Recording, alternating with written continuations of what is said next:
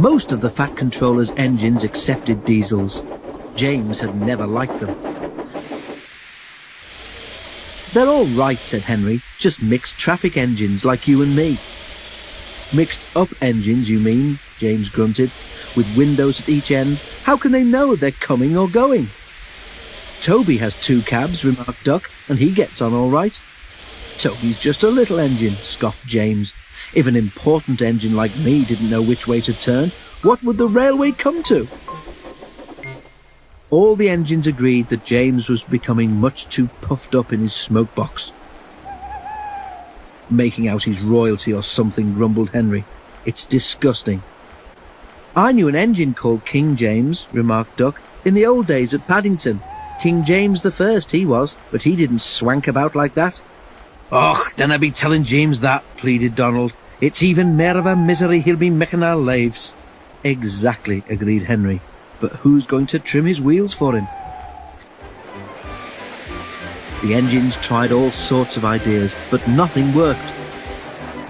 James grew so conceited that the others were glad when he was away. Even the coaches twittered anxiously to each other if they thought he was to pull them. One day, James came to the shed, fuming with rage. "Shunting," he snorted. "Where are Donald and Douglas? They should be here for jobs like that." But the twins were helping on Edward's branch line, so James had to do the work himself. James's train had long trucks called well wagons.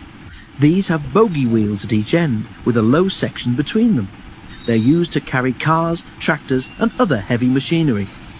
The shunting should have been easy, but James was cross and bumped the trucks. "Oh, oh, oh, oh, oh!" they cried. The weather was damp and misty too, so the shunting took a long time. At last James had only 2 trucks to fetch before his train was ready.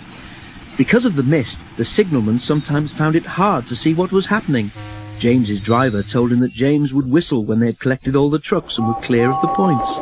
They had almost finished when suddenly James heard a sharp "peep peep" from another engine close by. The signalman heard it too and thought it was James saying he was ready. He pulled the lever, setting the points for the main line. But James wasn't ready. The points changed when one of the trucks was halfway over them. One bogie went the right way, but the other was diverted towards the main line. Before James realized it, the truck was travelling sideways between the 2 lines. A signal stood right in its path. "Stop!" groaned James. But it was too late. The signal toppled to the ground with a crash, just missing James. "That's torn it," said James's driver. "The Fat Controller won't like that." He didn't. He spoke severely about it because the signal was important and its loss was inconvenient. James knew that the accident was not his fault, but he was unusually quiet in the shed that evening.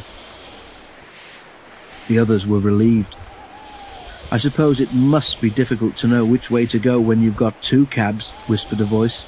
"But to go 2 ways at once with only 1 cab, that really is something." James pretended he hadn't heard.